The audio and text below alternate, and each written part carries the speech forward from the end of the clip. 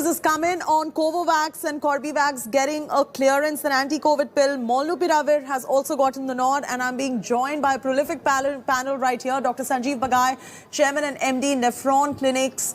Dr. Swati Maheshwari, Internal Medicine Specialist, Dr. Gaurav Thukral, HCI, Delhi, and Dr. Swapnil Parekh, Physician. And that's very interesting to note. So let me take this across to Dr. Gaurav Thukral as well. Dr. Thukral, as Swapnil mentioned, that this is going to be a very, very effective drug in the treatment of COVID-19. And you are somebody who is specializing in healthcare at home in India. And I do remember during the second wave as well, you all were running pillar to post with oxygen and, taking the ICUs to people's homes as well. Do you think that frequency will come down now with this big announcement? As Dr. Swapnil said, this is a very effective drug, Molnupiravir, in the treatment for COVID, and the rest of the ones which were being prescribed do not work according to him.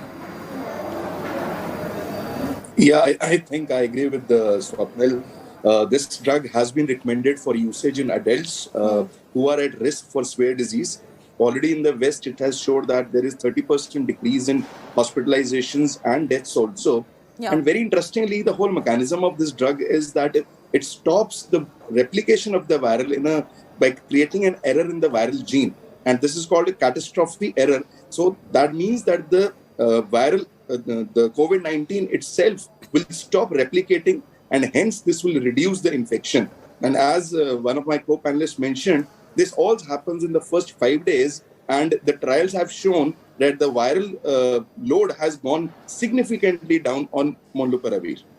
That's very interesting observation. Interesting to note. Add that with the fact that people are now vaccinated, many are double vaccinated, many are headed for their booster shots as well. And Dr. Gaurav Thukral, the other big announcement that has come now is on Covovax and Corbevax getting the emergency use authorization. Are you welcoming this particular move, and how soon do you think we should start? We're talking about starting booster doses in Jan, but are you convinced with the fact that we're early, we're late, we're on time with our booster shots? What's your take? So my take on that, Chaiti, is that more the merrier.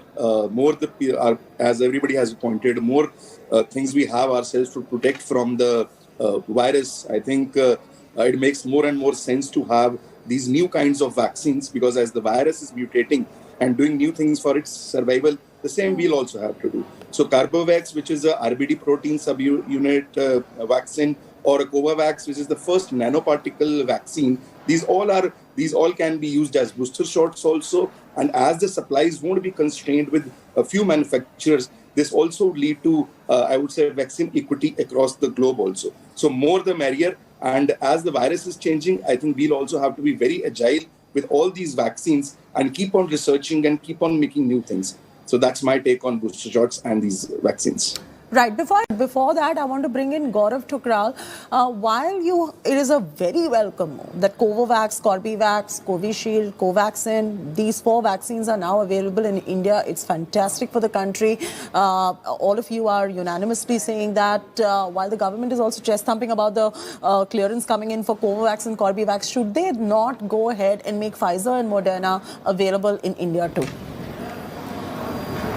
Well, we already have so many homegrown and homemade vaccines that I'm not very sure that we really need a Pfizer and Moderna. Having said that, I think it should be a choice with the citizens of India also, that if they want to get access to those vaccines, and these vaccines have been already proven efficacious across the globe, and as Dr. Swati said, they are also coming up with studies on the latest variants. I don't see any harm that why these vaccines should not be allowed in India.